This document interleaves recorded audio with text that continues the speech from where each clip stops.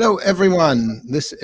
I'm Daniel Glickman from Wave.video, and on Video Marketing Trends 2020, I am very happy to have Susan Wenograd with us today. Susan is CMO at Aim Clear, which is a boutique agency out of Richmond, Virginia. And she is a Facebook ads expert, and she specializes in Facebook ad funnels. She's also a consultant and a speaker. You may have seen her speaking at various conferences, and she helps businesses set up basically video ad campaigns and all kinds of paid media audits. So Susan, welcome to our show. Great. Thank you so much for having me. It's exciting to be here. It's a pleasure. Great. So today we're going to be talking about trends in video ads in 2020. And whoever is on line with us, please introduce yourself in the comments. It would be awesome to hear where you're from, who you are. Please note that we're using StreamYard, so it might prompt you to identify yourself. And that's great, because then we can see who's making the comment. Sometimes it just says Facebook user. If we see your name, we can actually display it on the screen, and we will respond. So we have a few questions for you today, Susan. Yes, I'm excited to talk. Great. So what made video ads, or what were the trends in 2019? What worked in terms of advertising in 2019? And then I'm going to ask you afterwards what's different. Yes, I think the year it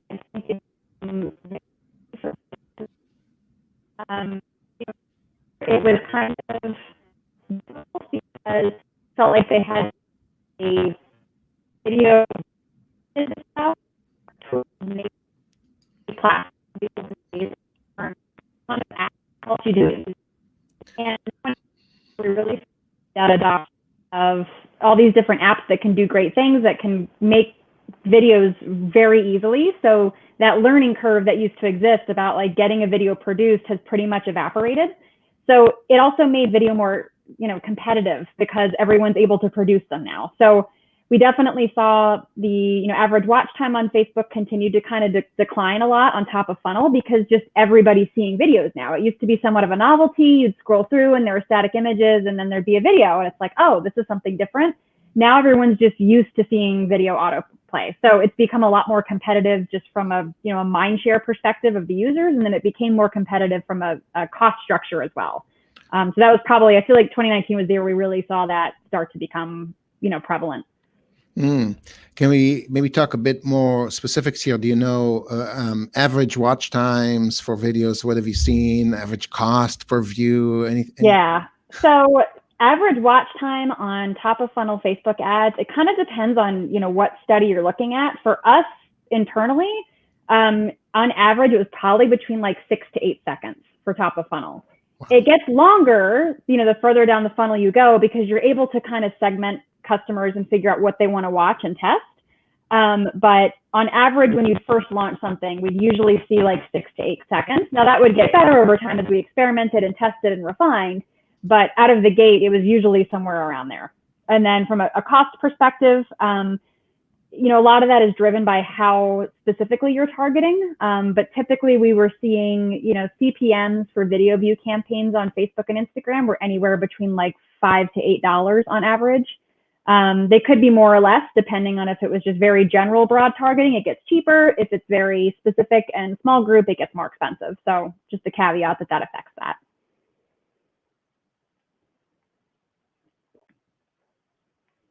Interesting, fascinating fact. So you actually measured the difference along the funnel, which is really intriguing. I think most of us don't do that. Yeah. Basically in 2019, were most businesses cognizant of the fact that only a few seconds of your ads are being viewed? It's a great question, and the answer is not really, because it was evident in a lot of the creative that brands were tending to create. So, and I mean, to be fair, the history of storytelling in all of its forms, whether it was a 30-second TV commercial or a novel, there was always like this beginning, middle, and end. And so there was, the beginning of kind of the buildup and all this background, the middle is the crescendo, and the end was the payoff. The problem is when people only watch for 6 to 8 seconds, they don't get past that first part.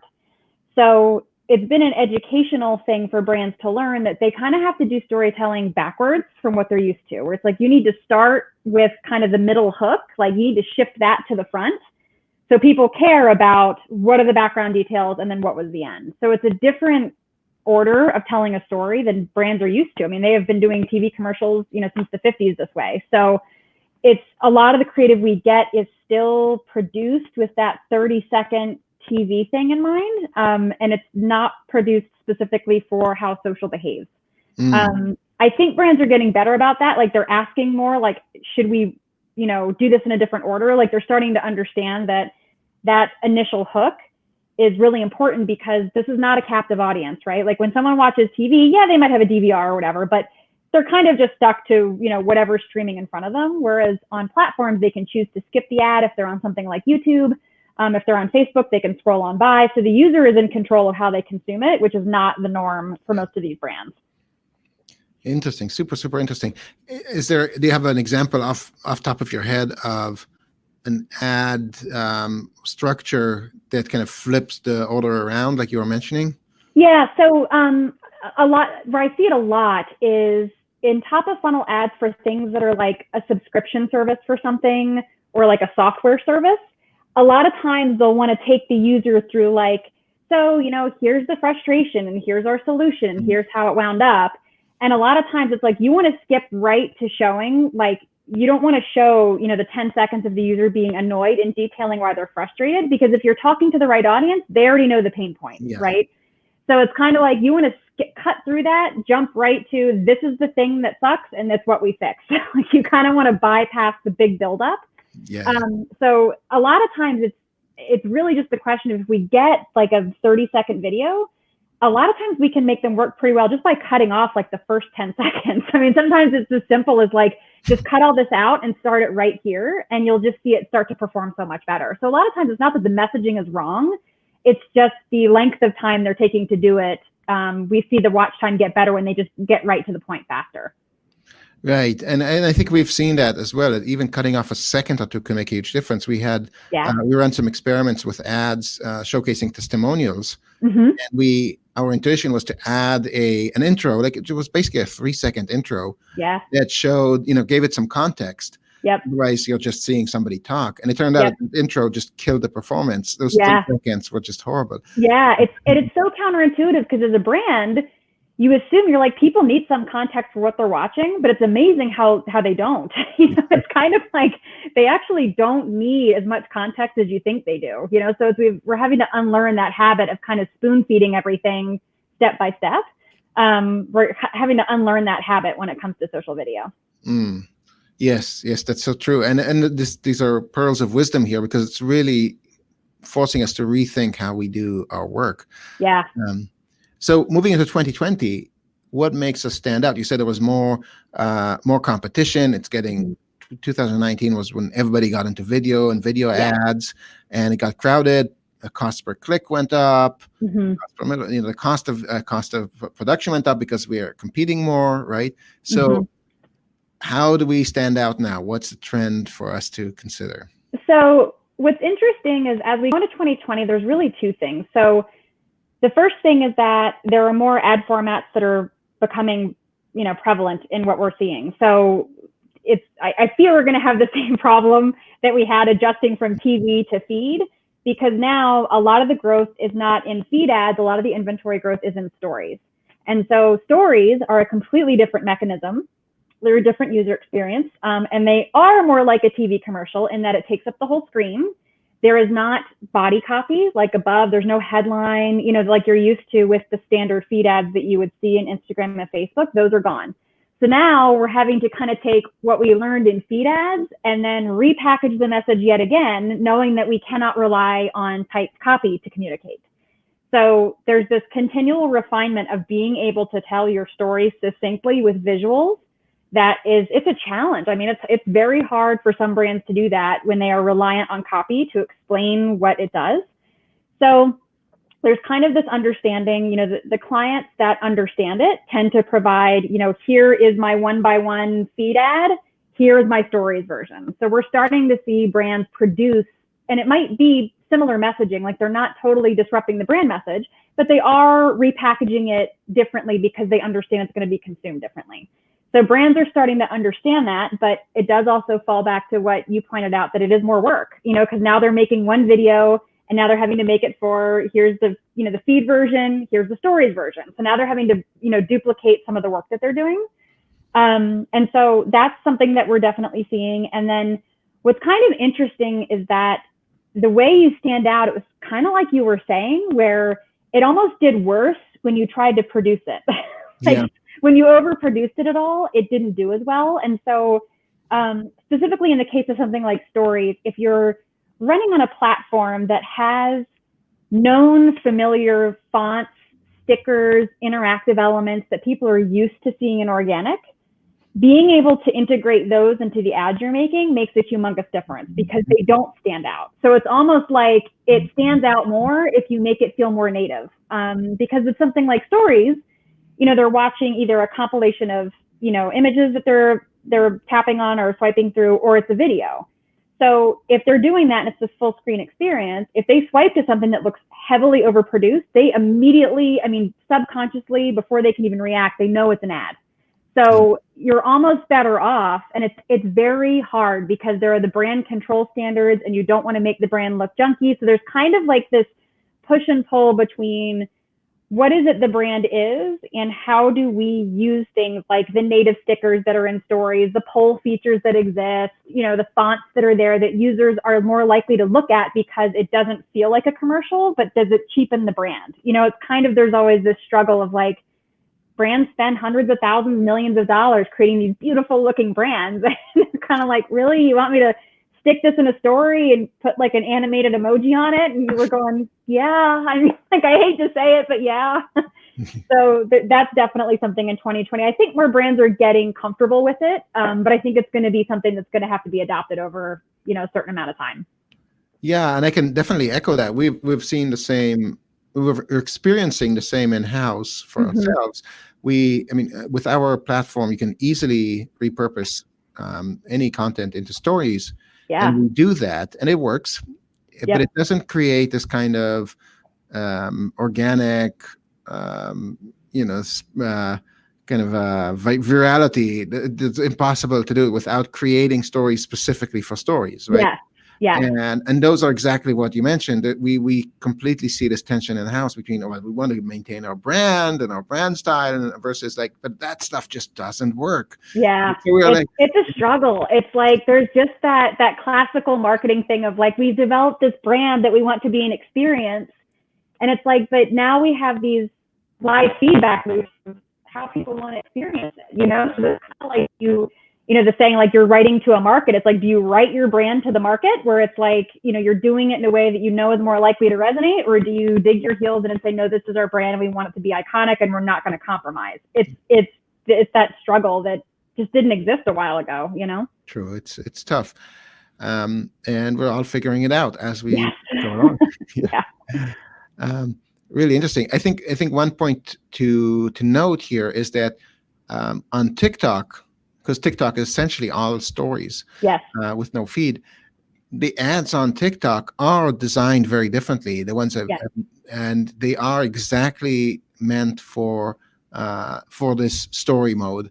While we don't see the same advertiser doing the exact same techniques on other platforms, which is really interesting to me.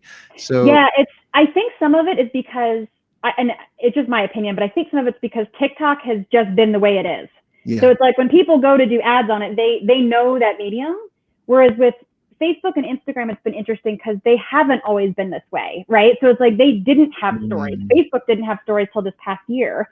And it's the adoption rate on Facebook stories is not that great. So they're actually struggling to get the demographic on the Facebook side to get ads to work at all, versus on the Instagram side, it's going like wildfire. So there's also this interesting adoption thing, like somehow, someday, TikTok is going to evolve to have different units or however it ends up evolving. So it'll be interesting to see, are the advertisers that are on there, do they adapt to the evolving, or is it that people just tend to get stuck in what they know about that platform when they start it? You know what I mean? Yeah. It's another thing I just remembered. there's the forgotten child of stories, which is Messenger.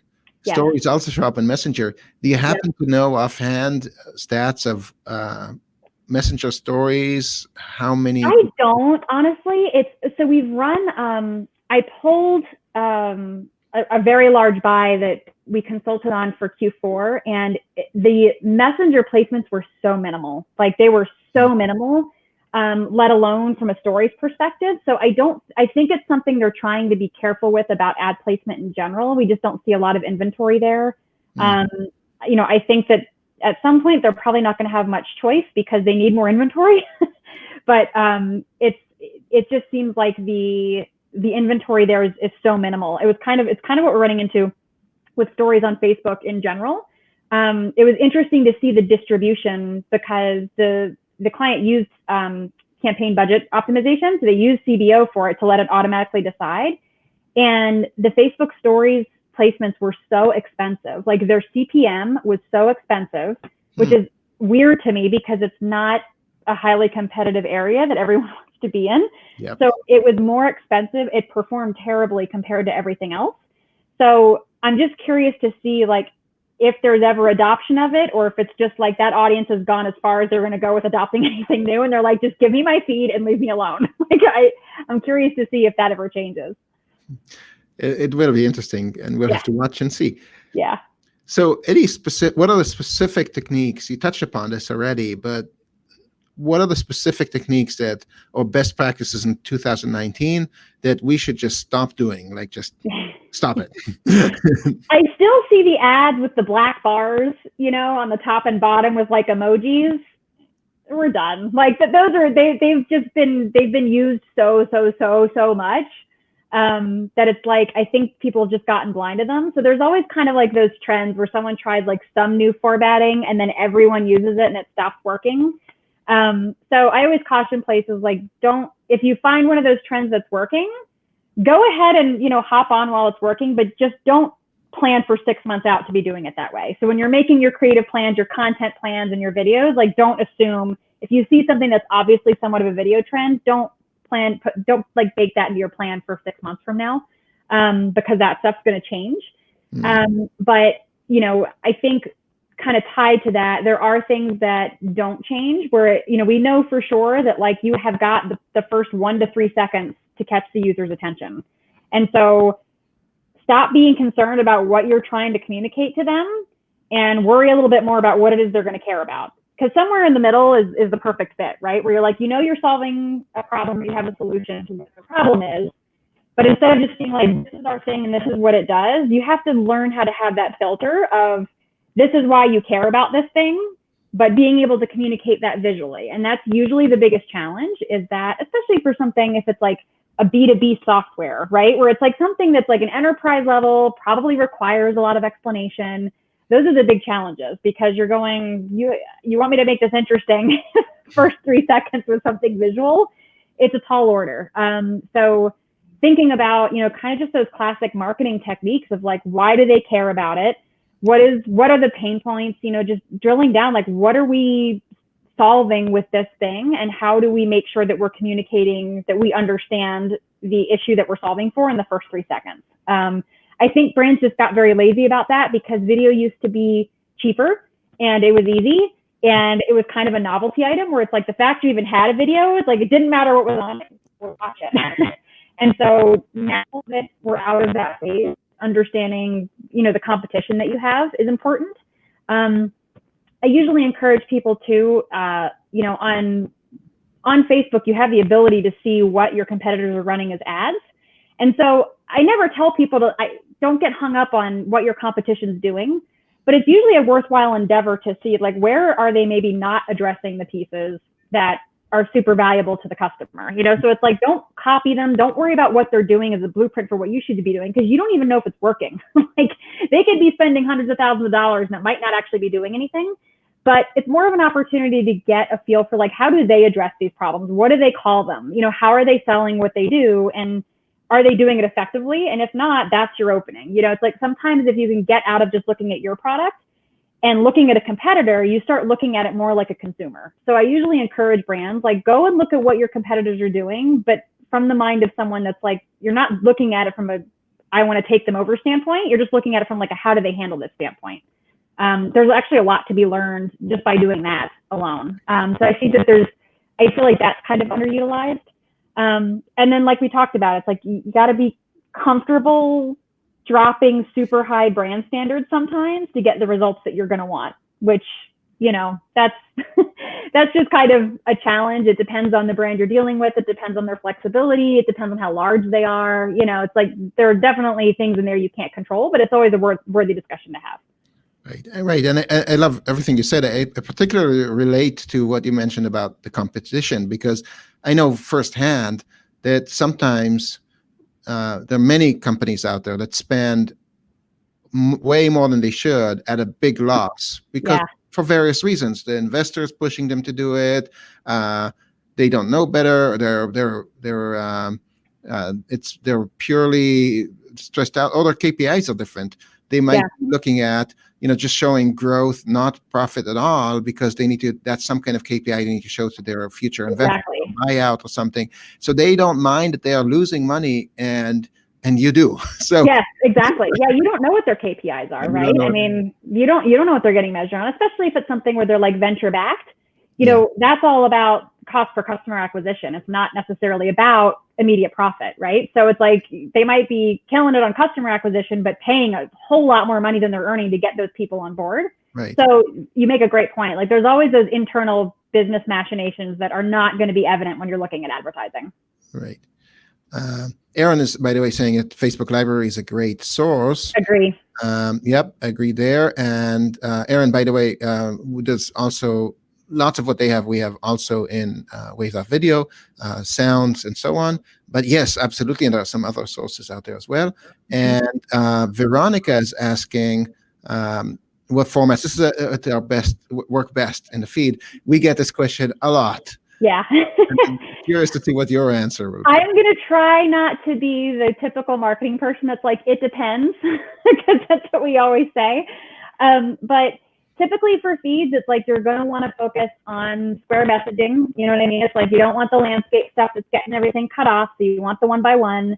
And in feeds, just be very, aware of what you run in Facebook versus what you run in Instagram. Because on Facebook, you have this nice big bold headline and right underneath the visual.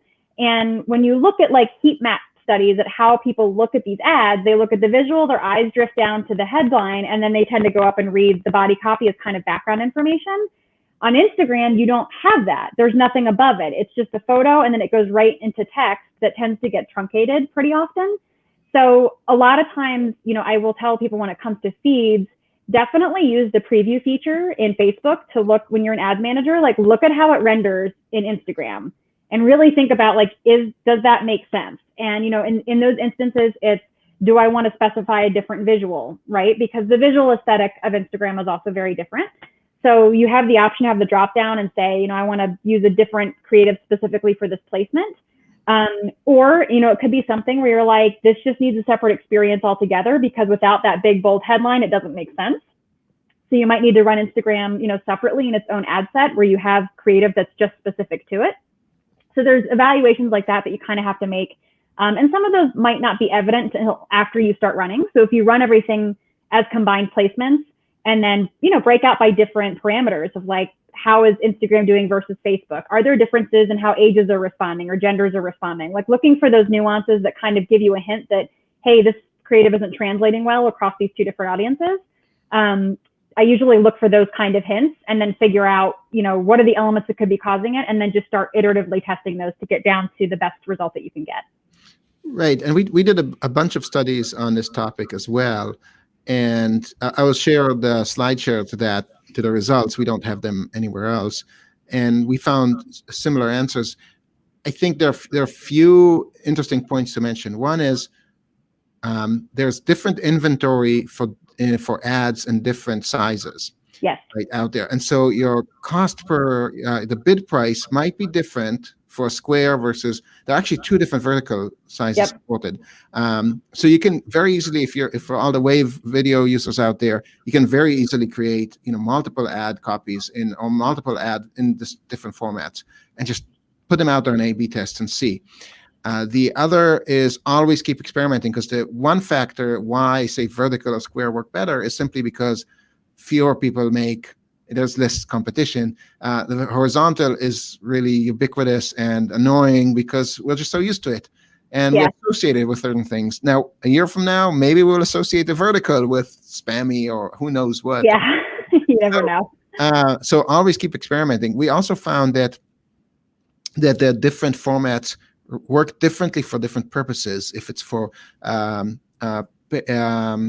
awareness or conversion, we got different results. So it'll all be in that in this presentation. I will share the link after the show in the comments, so you can have it. Yeah, lots of different comments here and different feedback. Thanks, guys, for commenting. I had a few more questions to move along here with our limited time. You mentioned 6 seconds ads, average view of ads. What happens after those 6 seconds? So we heard a lot about long form video, with Facebook particularly was preferring long-term video. What do you feel about, what have you seen in reality? Yeah, so in reality, what we tend to see is, and some of it I think depends on the type of product you're selling and who the audience is. So if it's something like you're selling to an enthusiast audience, like if you're selling to, people that are into boxing and they're like hardcore into boxing, and you have a testimonial from a famous boxer, they will watch 5 minutes of it, right?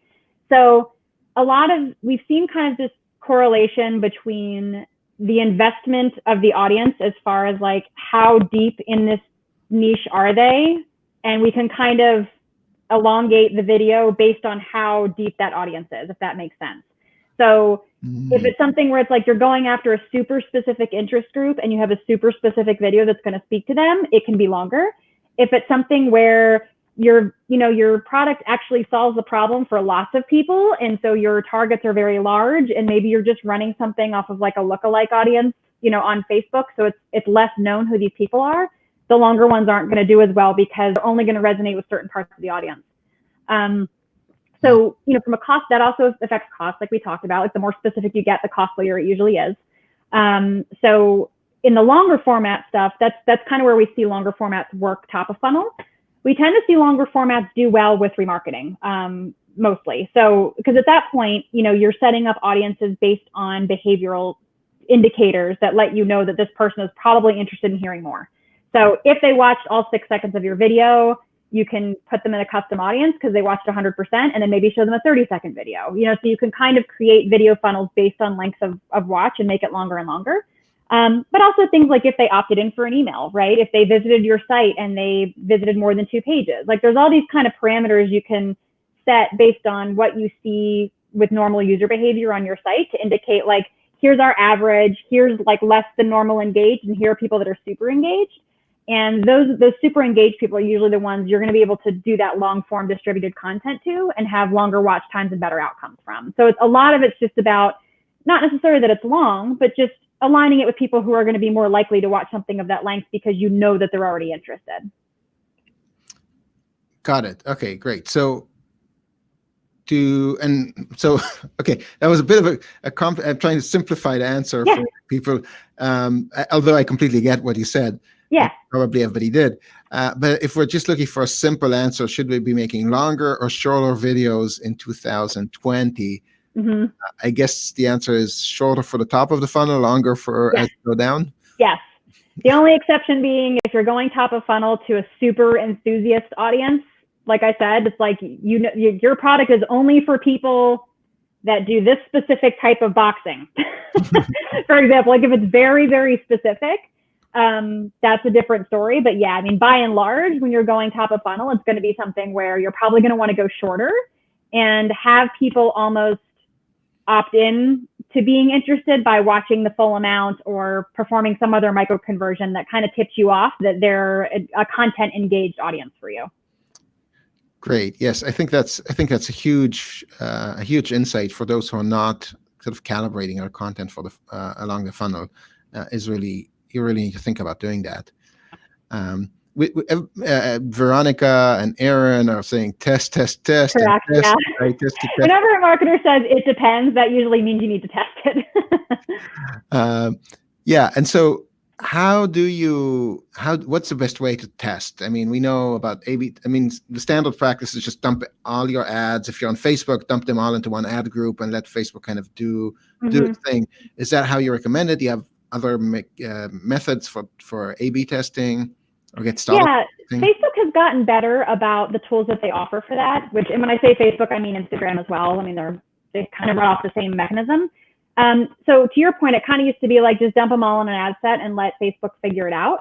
But what we're starting to find are the opportunities with the creative rotation tool that exists. So like when you go in now it used to be you had to like set it up to be that way, but now just when you go in to your ads pane, you'll see there's like a plus symbol.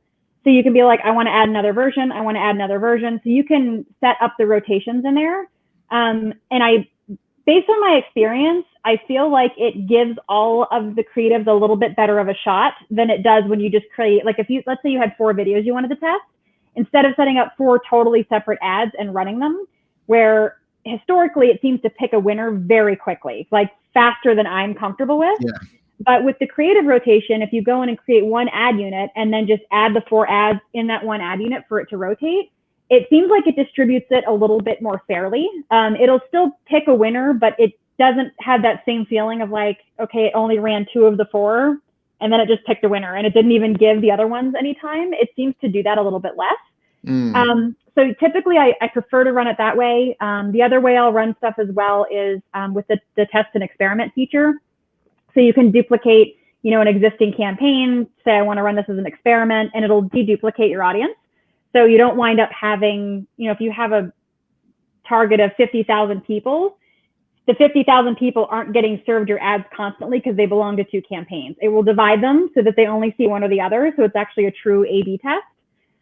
That's another way that I like to do that. If you truly want to split your audience in half and force it to be more of an even distribution, you can do it that way as well. Great. Yeah. And, I always felt, which is that if you rotate ads, it's more powerful than if you have one ad over and over again. Agree. And there's no real great system to just rotate ads. You have to manually do it. And so we end up not doing it. It gives variety, so that's the other thing too, is it's like, otherwise, if you run the one ad, you're also in that position of having to manually refresh your ads like every week because you don't want people to get burned out.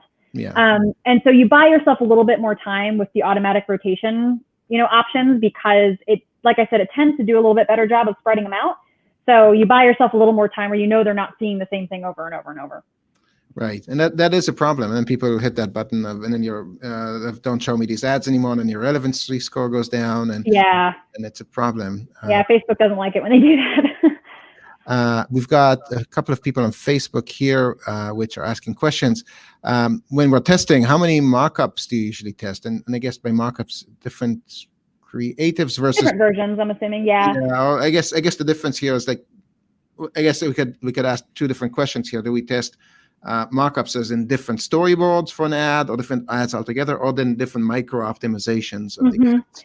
So typically, it's a great question. I can answer my system. So usually what I'll do is, because we know that the visual is the thing that tends to have the biggest impact on those initial metrics, usually we'll have different copy versions ready, but I tend to prefer to have the same copy and then run 2 to 3 visuals for testing.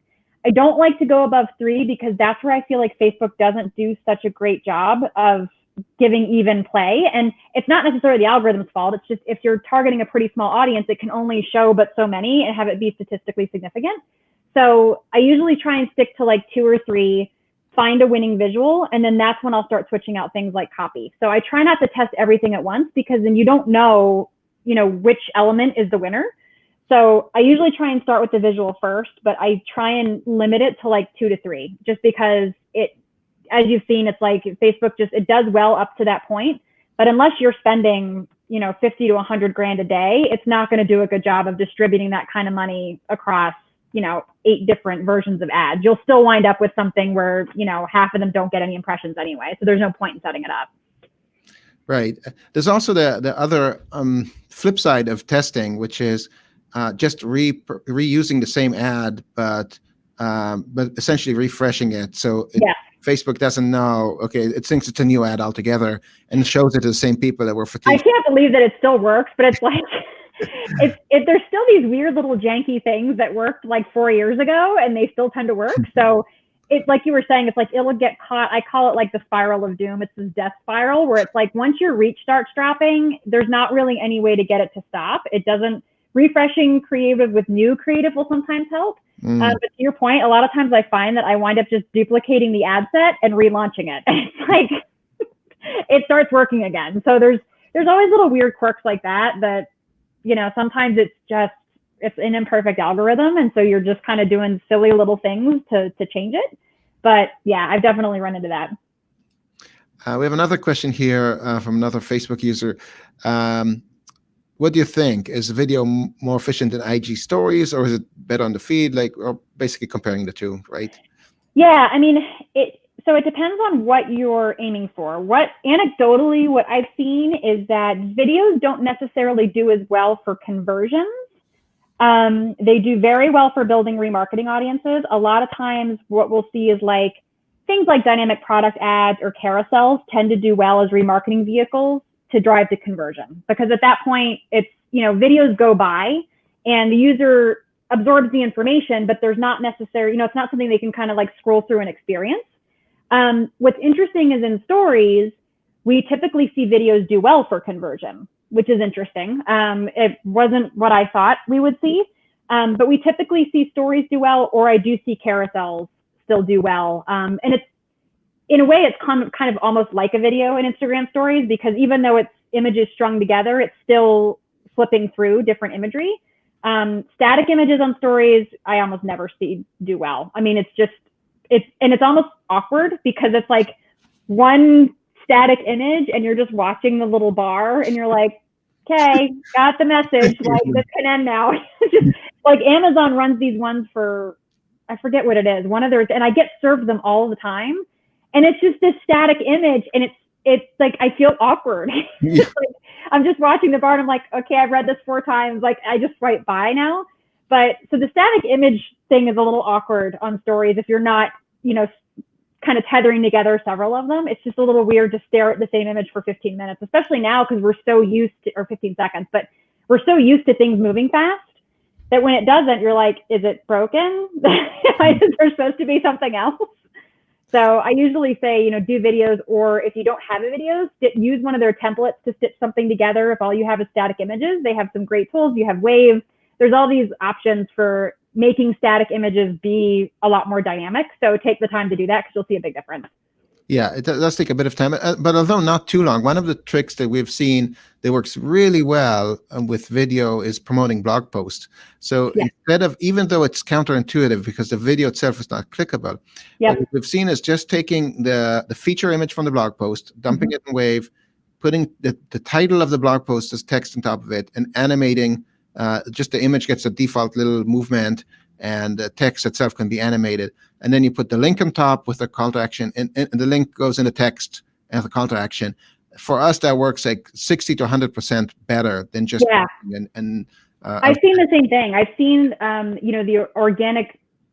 I don't want to say boosting because I don't like the boost button, but it's like taking the organic stuff you have but running it in the ad format. We've seen that work really well also, which again, we were like, oh, like we didn't think that was necessarily going to work well. But I think it goes to what we were saying too about like not standing out, not feeling like it's an advertisement. It doesn't feel like an ad when you're providing valuable information, right? So I think that that's part of it, is that it's not a selling message. It's this is how you can solve these pain points and these problems. So it's a very authentic message. And so you can kind of see like why users respond to it better. Once as an advertiser, you're like, oh God, I can't believe that worked. But then when you think about it, you're like, well, I wasn't selling them anything and they seem to like that better. So there's definitely that element to it as well. That's true. So true. And we're talking about call to action. So what is the best strategies for call to action? So we're watching the video, right? We've created videos within that framework of, okay, how do we get them to take action from that video? So what we find with video is that, you know, the click-through rates are not good. So it's not something where you can expect the call. I mean, you can say visit the site, but the click-through rate is probably not going to be great on the videos because, you know, a lot of times Facebook is trying to, if they're optimizing for conversions, then yeah, they're more likely to pick people that will come to the site and buy, but that's not a scalable solution, right? So at some point, you're running videos to either an audience likely to engage or an audience likely to watch your video. Those are great, and they're a much cheaper way to build a top-of-funnel remarketing audience, but the challenge is these are not going to be people that are focused on leaving the platform. Right. So this is where the on-platform remarketing options that Facebook has is they're just super powerful. So it's like if they, you know, engaged with your ad or post, if they watched the video to a certain amount, that's usually, you know, we're kind of willing to pay the money up front to get the engagers and the video watchers, and then circle back around with a call to action for them to do the next thing. So we know that they're not likely to click on that first video, but we know that people watch more than 50%. We could follow up and say, like, drive them to Messenger to sign up for a bot, or we can drive them to our site to read a blog post. You know, so it's like you have to take it like inch by inch. So a lot of times we'll find like those top of funnel videos do a great job of getting the brand message across, and they're highly watchable.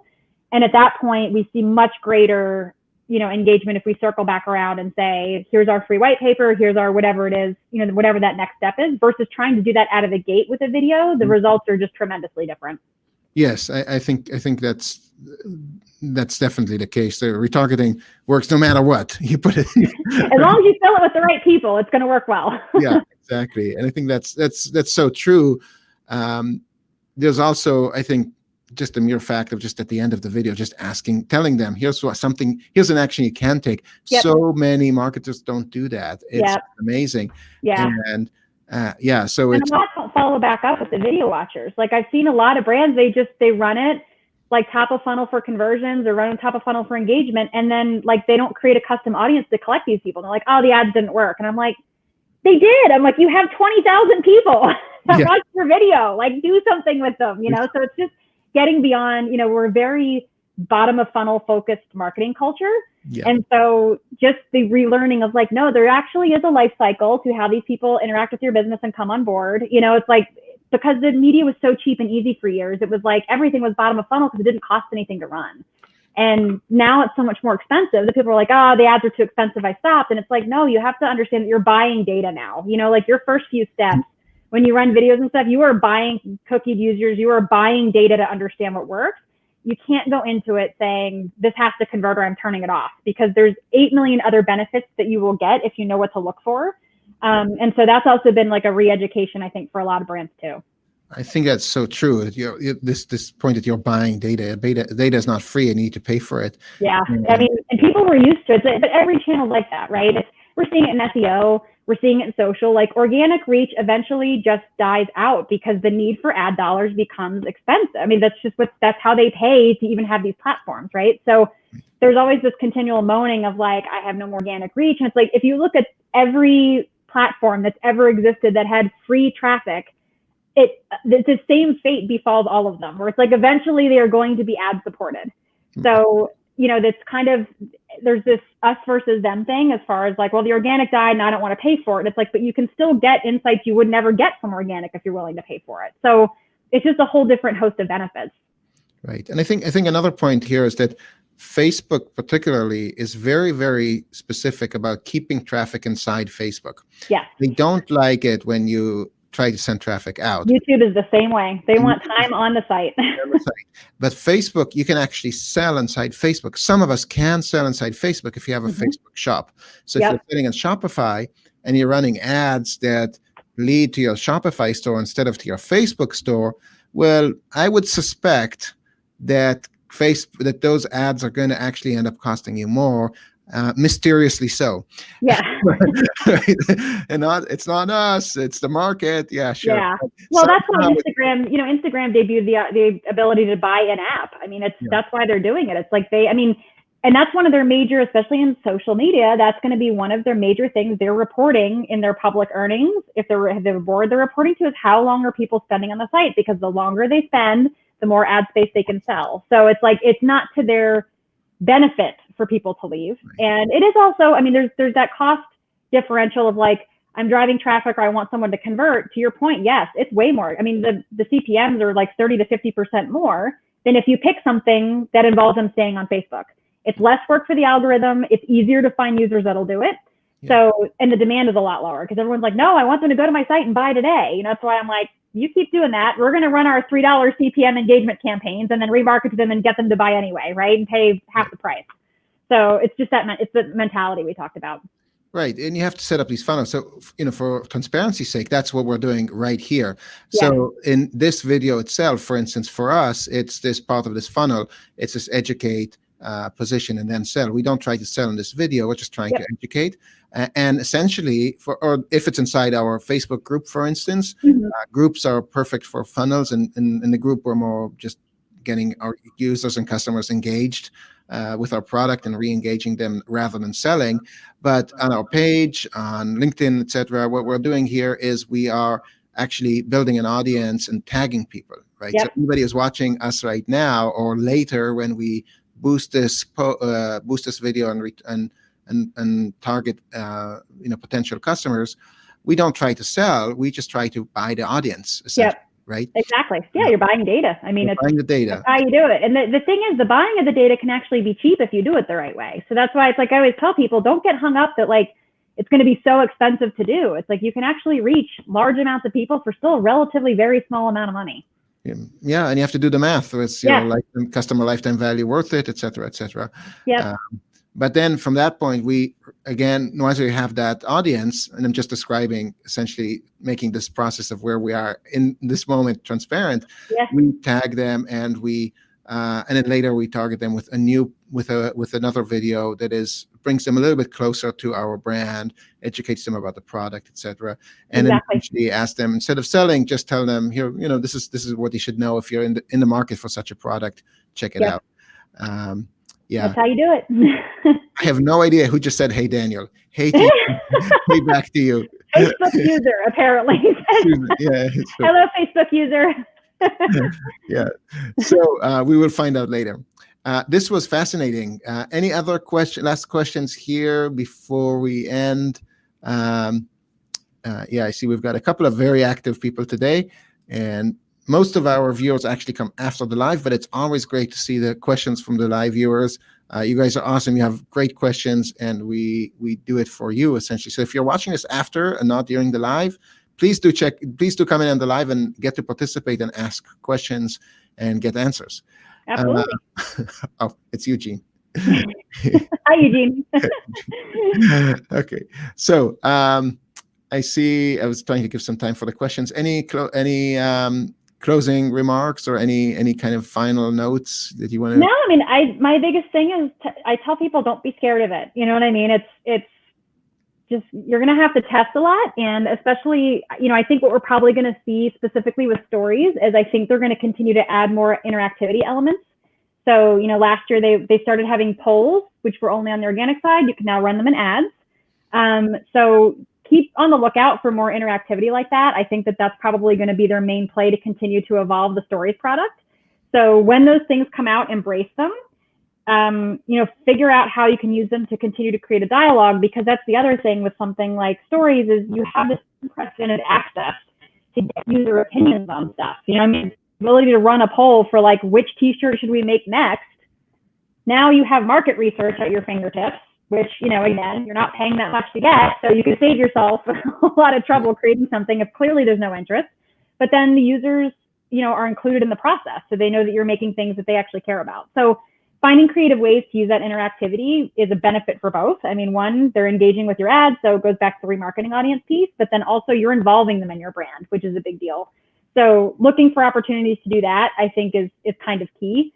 And just starting to think about these, Facebook and Instagram are not the same demographics anymore. I just wrote a blog post about that this week. If you look at the data, it's not just the ages, but also the reasons that they're on these platforms are very different. They are there for entirely different reasons.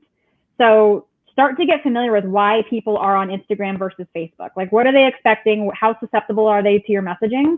And it's really at the point where these are not the same platforms. Like, Facebook makes it feel that way because it's a checkbox and ads manager, but more and more you have to have a separate strategy for Instagram when it comes to your videos and your messaging. So definitely think through that as you head into 2020 and look at your data. Like, your data will tell you if you need to really start thinking about it separately, and then you can just adjust your strategy accordingly.